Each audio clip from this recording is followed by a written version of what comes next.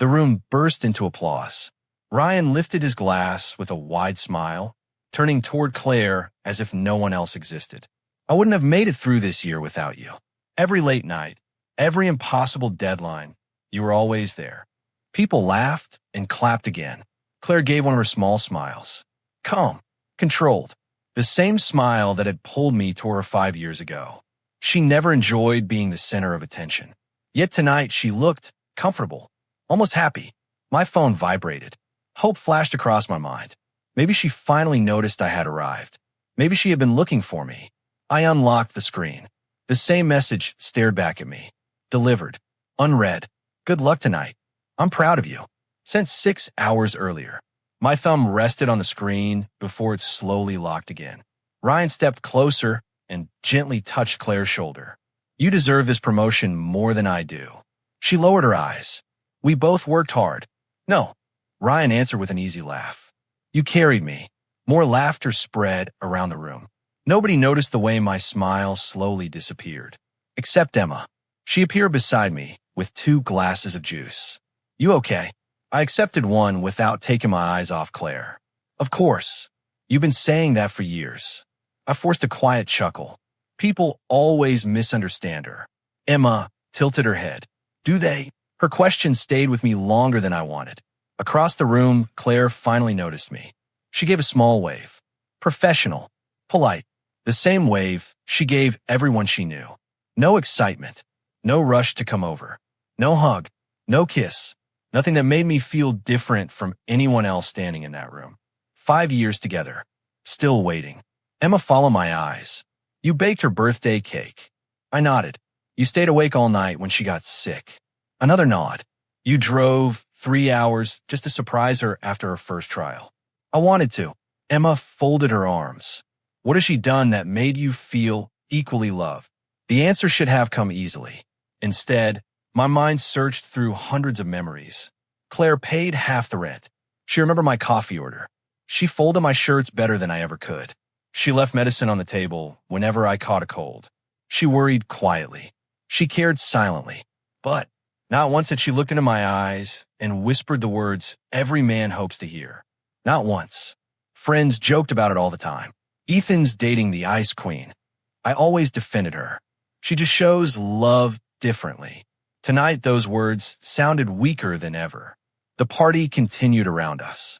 Music, laughter, glasses clinking together. Yet I couldn't stop watching Ryan and Claire. They moved through conversations naturally. He leaned close while explaining something. She actually laughed. Not a polite smile. A real laugh. The kind I kept trying to earn. My chest felt strangely empty. Maybe I wasn't jealous. Maybe I was grieving something I never actually had. Claire finally crossed the room. I'm glad you came. I wouldn't miss it. She adjusted the sleeve of her jacket. Sorry I couldn't answer your message. Meetings all day. It's okay. Another pause. You ate. I waited. For me. I smiled. I always do. Something flickered across her face. Guilt. Or maybe only surprise. You shouldn't. I know. Someone called her name from across the room. Ryan lifted a folder. We need one signature before tomorrow. Claire glanced between him and me. This will only take a minute. I nodded. Go. She touched my arm for barely a second before walking away. That tiny touch used to keep me happy for weeks. Tonight, it only reminded me how little I expected anymore. Emma quietly finished her drink. You know, love shouldn't feel like waiting for scraps. I laughed softly. You've never liked her. I wanted to. She looked toward Claire. I just wish she fought for you the way you fight for her. Those words followed me all evening.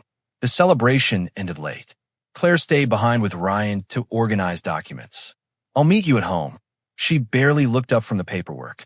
I might be another hour. No problem. Outside, the cold air hit my face. The drive home felt longer than usual. Every traffic light gave me another chance to make excuses for her. She's tired. Work is stressful. She isn't good with emotions. She loves me, doesn't she? By the time I reached our apartment, the answer felt less certain. The kitchen light was already on. Dinner waited neatly on the table, covered with foil. Cold. A small note rested beside my plate. Heat for 3 minutes. No heart. No smiley face. Just instructions. I warmed the food anyway. The microwave hummed. The apartment stayed quiet. Every bite tasted the same. Not bad. Not good. Just empty. When dinner ended, I washed both plates even though she hadn't come home. Water ran over my hands while my thoughts refused to slow down. 5 years. Hundreds of dates. Thousands of conversations. Endless support. Still no I love you. Still no future plans. Still no ring. Still no certainty. Maybe Emma was wrong. Maybe I was simply impatient. Or maybe I had confused comfort with love.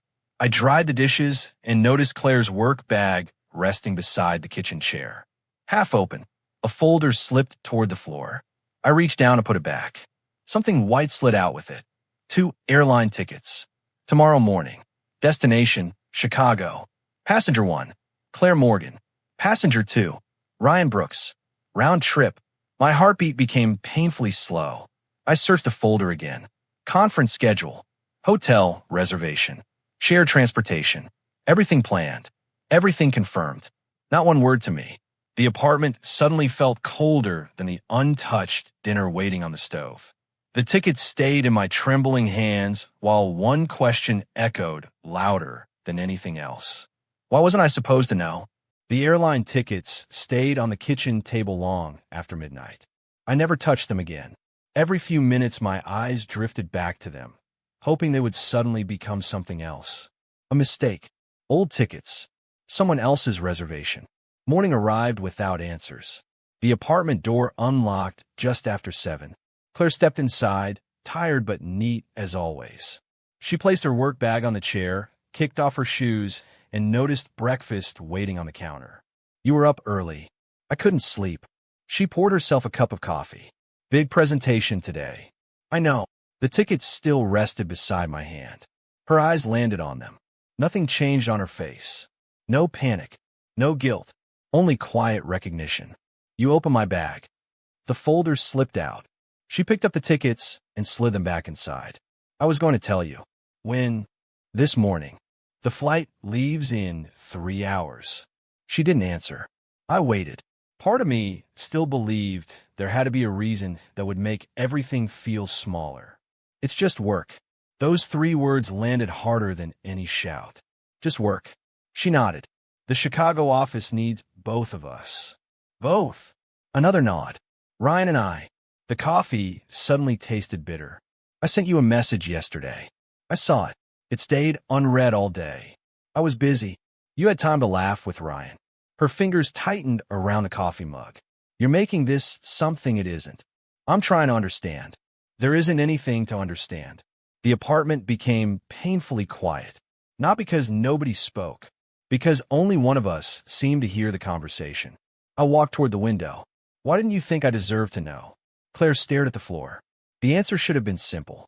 Instead, she stood there with both hands around the mug, as if the warmth could save her. I forgot. Forgot. Not lied. Not hidden. Forgot. A 5-year relationship had become something that could slip her mind. My shoulders slowly relaxed. Not because I felt better, because something inside me finally stopped fighting. You forgot. I'm sorry. Those words sounded automatic, like apologizing after bumping into a stranger. No emotion. No urgency. I didn't think it mattered. That hurt even more. It mattered to me. I know that now. No. I gently shook my head. If you knew, you would have told me. Claire finally stepped closer. This trip is only 4 days. This isn't about 4 days. She frowned. Then what is it? The question almost made me smile. After 5 years. She still didn't know. It's about never wondering how your choices affect me. I never meant to hurt you. I believe that. She blinked. But you still did. Neither of us moved. The distance between us suddenly felt impossible to cross. Her phone vibrated. Ryan's name appeared across the screen. She glanced at it, then at me. I should go, of course. Work came first. Again, I simply nodded. Claire grabbed her bag and walked toward the door. Halfway there, she stopped. Will you be here when I get back? My eyes settled on the framed photograph hanging above the bookshelf. The picture showed 2 smiling people on a beach. I barely recognized them. I don't know. She waited another second before leaving. The door clicked shut. The apartment became strangely peaceful. Not happy, just quiet. I walked over to the photograph. My fingers rested on the frame. I remembered that vacation. Claire never said she loved me there either. Instead, she bought me sunscreen because I always forgot it. Back then, I called it her love language. Today, it felt like another excuse. The frame came off the wall. A pale rectangle remained where the sunlight had never reached. I placed the photo inside a box. Then another. Books, clothes, old birthday cards, the coffee mug she once claimed as hers. Every object carried a memory. Every memory asked the same question. Why had I accepted so little for so long? Around noon, my phone rang. Daniel, you sound terrible. I probably do. Want to tell me what's going on? I leaned against the empty bookshelf. I'm leaving someone I never stopped loving. A long breath came through the speaker. Took you long enough. That surprised me. You knew. I knew you were lonely. I wasn't alone. Those aren't the same thing. His words settled deep inside me. Daniel continued. My offer still stands. The agency? We're opening the new office in Seattle. I closed my eyes. You'd really trust me with that? I wouldn't have called if I didn't. The apartment suddenly looked different. Not like a home, like a place I had already outgrown. When do you need an answer? Today. I laughed quietly. You're giving me almost no time. Sometimes life helps us by closing one door before we waste another year standing in front of it. My hand rested on the packed suitcase. I'll take it. Good. When do I start? Monday. After the call ended, I stood there for several minutes. No fear. No excitement. Only certainty. That evening, Emma arrived carrying takeout. She noticed the boxes immediately. So, a small smile crossed her face. You finally chose yourself. I think I did. She set the food on the counter. No speeches. Please. I just came to help pack. For the next few hours, we wrapped dishes in newspaper and filled cardboard boxes. She never asked me if I still loved Claire. She already knew. Love wasn't the reason I was leaving. The lack of it was. Night settled outside. The apartment echoed with every step now that the shelves were empty. One suitcase stood beside the door. Then another. My backpack rested on top. I walked through every room one last time. The bedroom, the kitchen, the tiny balcony where I used to wait for Claire after work. Each place held pieces of the man I had been. A man who believed patience could replace communication. Before leaving, I placed my apartment key on the kitchen counter. Beside it lay one sealed envelope. Nothing dramatic. No angry letter. No list of complaints. Only one sentence. I finally stopped waiting. I turned off the lights, locked the door from outside, dropped my copy of the key into the mailbox. Then I walked toward the elevator without looking back. For days later, Claire returned. I wasn't there to hear the door open. I wasn't there to watch confusion replace confidence. I wasn't there when she stepped into empty rooms where our life used to be. The only thing waiting for her was the envelope resting beside my key. In 5 quiet words she could never unread. I finally stopped waiting. 6 months after I walked away, my mornings no longer began with unanswered messages. They began with purpose. The small office Daniel trusted me to run was nothing fancy. White walls, second-hand desks, coffee that tasted terrible. Still, every time I unlocked the door, I felt like I was opening a future that belonged to me, not one built around waiting for someone else. One afternoon, Daniel leaned against my office door, watching me sketch ideas across a tablet. You've been smiling more. Have I? You didn't notice? I shrugged. Maybe work is keeping my mind busy. He laughed. No, work gave you back something that relationship slowly took away. What was that? Your confidence. His words stayed with me long after he walked away. For years, I had measured my value by how useful I could be to Claire. Did she need dinner? A ride? Someone to listen? A surprise gift after another exhausting week? I had become an expert at giving. I never stopped to ask whether anyone was giving back. Emma visited Seattle for a weekend. We found a small cafe near the waterfront. Rain tapped softly against the windows while people hurried outside with umbrellas. She stirred her coffee without drinking it. So, any calls? I smiled. You mean from Claire? Emma nodded. A few. And I didn't answer. Her eyes searched my face. Because you're angry? No. Then why? I watched a ferry disappear into the gray water. Because every conversation used to end with me explaining why I deserved honesty. And now I don't need permission to value myself. A quiet smile spread across her face. I waited a long time to hear you say that. She reached in her bag and placed my phone on the table. You left this in the car. The screen lit up. 3 missed calls. Claire. 1 voicemail. Unread messages. I turned the phone face down again. Emma didn't comment. She simply nodded. Sometimes support doesn't sound like advice. Sometimes it sounds like respecting someone's silence. Work kept growing. New clients arrived. Late nights returned. The difference was simple. Every exhausting day was building something that belonged to me. Instead of chasing approval, I was creating it. One evening, Daniel stopped by carrying pizza. Celebration. What happened? We landed the Harrison account. I nearly dropped my notebook. You're serious? Very. The office erupted with cheers. Everyone grabbed slices while music played from someone's phone. I caught my reflection in the dark window. The tired man from 6 months ago looked like a stranger. Not because life had become perfect, because I had stopped begging for love that never spoke back. Claire still lived in my thoughts sometimes, mostly during quiet nights. I wondered whether she had noticed how many little things had disappeared with me. The groceries that magically appeared before the refrigerator became empty. The birthday reminders. The coffee waiting every Monday morning. The apartment plants that only survived because I remembered to water them. Love had lived inside ordinary habits. Maybe she never realized that until those habits were gone. One rainy afternoon, my phone rang again. This time it wasn't Claire. Margaret. Her name surprised me enough to answer. Ethan. Hello. I know I have no right to call. I stayed quiet. Would you listen for a minute? I can do that. A slow breath came through the speaker. Claire isn't doing well. I'm sorry to hear that. She barely sleeps. I closed my eyes. Part of me still cared. That part never disappeared. She keeps reading your old messages. My fingers tightened around the phone. What? I found her sitting on the living room floor. Margaret paused. Your texts go back years. Another pause. She never opened most of them. The words hit harder than I expected. Birthday wishes. Good luck messages. Photos. Small jokes. Simple reminders to eat lunch. Hundreds of little pieces of love. Unread. Why are you telling me this? Because I owe you the truth. I waited. My husband never told me he loved me. Her voice sounded older than I remembered. My parents never did either. A shaky breath followed. Claire grew up believing feelings should stay inside. I leaned against my desk. She thought actions were enough. I know. I taught her that without realizing it. The guilt in her voice sounded real.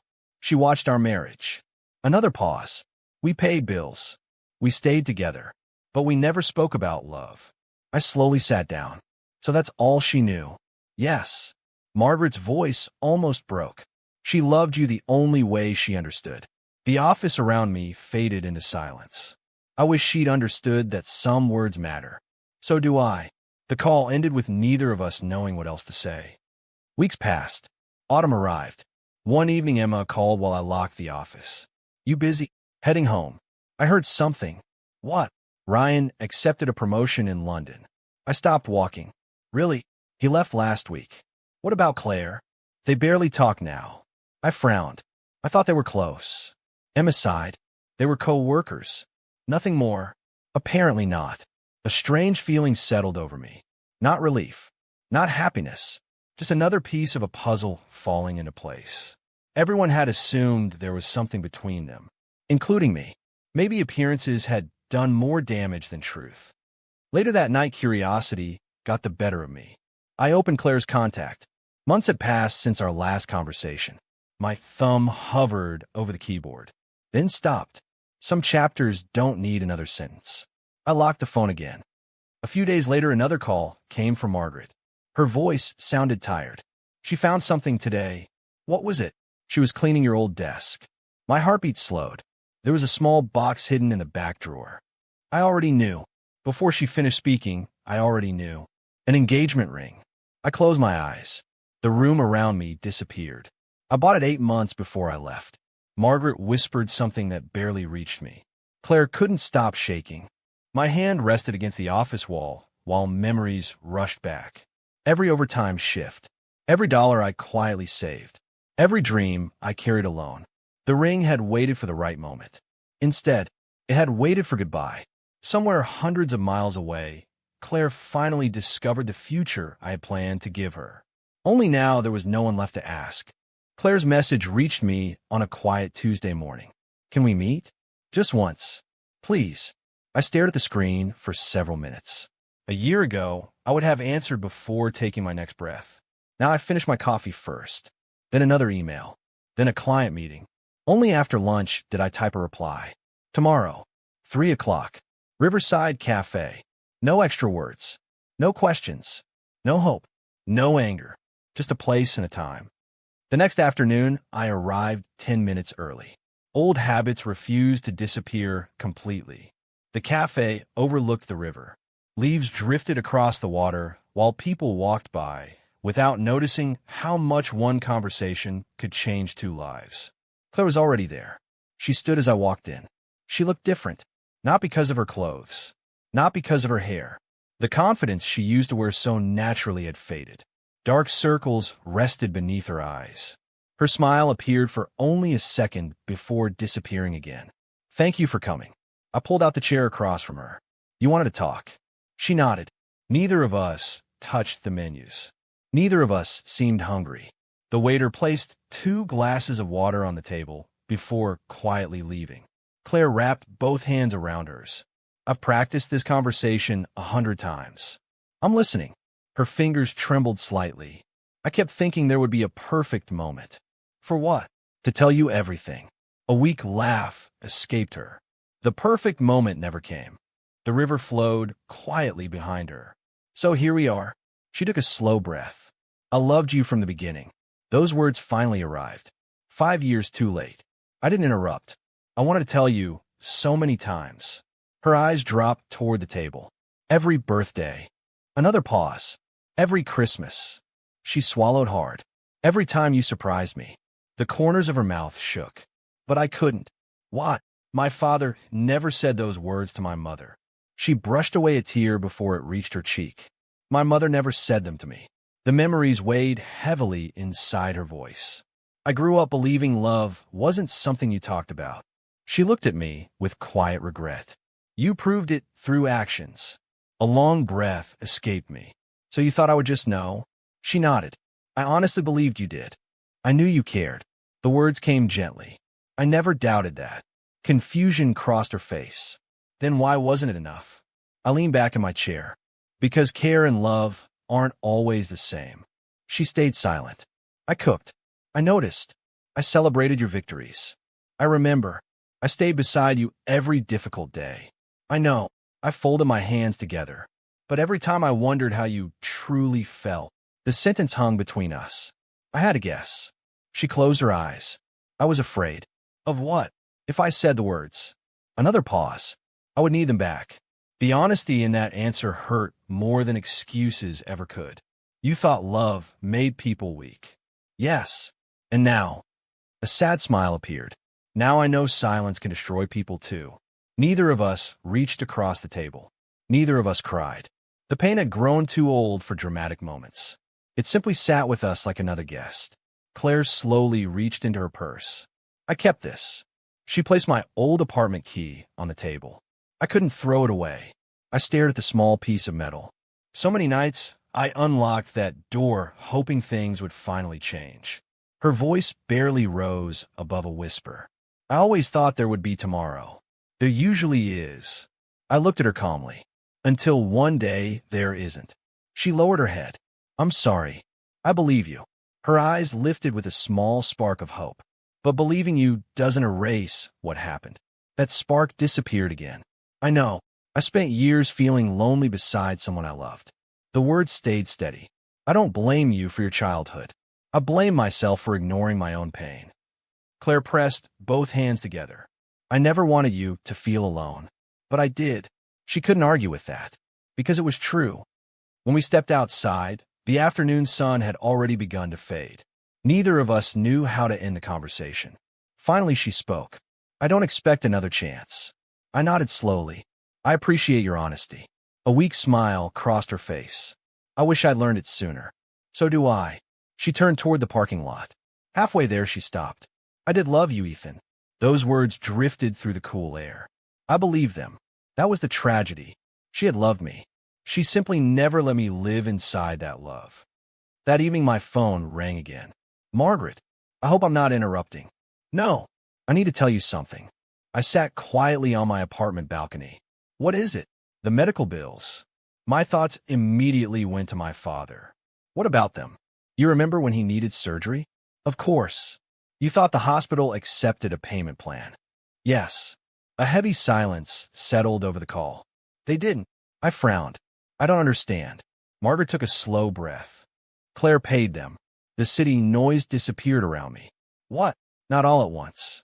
Another pause. She arranged everything. Monthly payments. Anonymous transfers.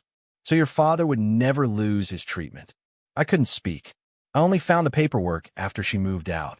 My grip tightened around the phone. Why didn't she tell me? You already know the answer. Invisible love. That was how Claire understood devotion. No praise. No recognition. No words. Just quiet sacrifice. Tears burned behind my eyes. Not because I wanted her back. Because the truth had become far more complicated than betrayal. I would have thanked her. I know. You deserve a chance. The call ended, leaving me alone beneath the evening sky. I sat there for a long time. Claire had loved me in ways I never saw. She carried burdens without asking for credit. She helped my family when I couldn't. She protected my pride. Yet she never protected my heart. Both truths existed together. Neither erased the other. 3 days later, I returned home after work. A small package rested outside my apartment door. No return address. Only my name written across the front. I recognized the handwriting immediately. Claire. My heartbeat slowed. I picked it up carefully. Before I could unlock the door, my phone rang. Margaret's voice broke the quiet. Ethan, something felt wrong. I've been trying to reach her all day. I glanced down at the package. What happened? She resigned from her job. My stomach tightened. She packed everything. Another pause. No forwarding address. Nobody knows where she went. The box suddenly felt much heavier in my hands. Whatever waited inside, it was all she had chosen to leave behind. The package stayed on my kitchen table until midnight. I walked past it 3 times. Made coffee I never drank. Turned on the television only to switch it off again. Some gifts change your life before you even open them. This felt like one of those gifts. Finally, I cut through the tape. Inside rested a dark blue journal wrapped in soft cloth. A small wooden box sat beside it. An envelope rested on top. My name was written across it in Claire's careful handwriting. No shaking lines. No tear stains. Just the same quiet control she carried through life. I opened the letter first. Ethan, if you're reading this, I finally found the courage I should have had years ago. I don't expect forgiveness. I don't expect another chance. I only hope you finally hear the words I was too afraid to speak. The page slipped slightly in my hands. I unfolded the journal. The first page carried a date from almost 5 years earlier. The day after our first date. He smiled at me like I was already home. I wanted to tell him I couldn't stop thinking about him. Instead, I thanked him for dinner. I stared at the words for a long time. That night had lived in my memory for years. I thought she had gone home feeling unsure. Instead, she had gone home and written 3 pages about me. I turned another page. Another date. Another memory. He surprised me with coffee before work. I almost hugged him. Instead, I reminded him to drive safely. A quiet laugh escaped me. Then another page. He keeps waiting for me to say those 3 words. Every day becomes harder because I want to. Every day becomes easier to stay silent because I already waited one more day. My eyes slowly closed.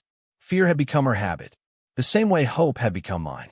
One page after another revealed the life we never shared aloud.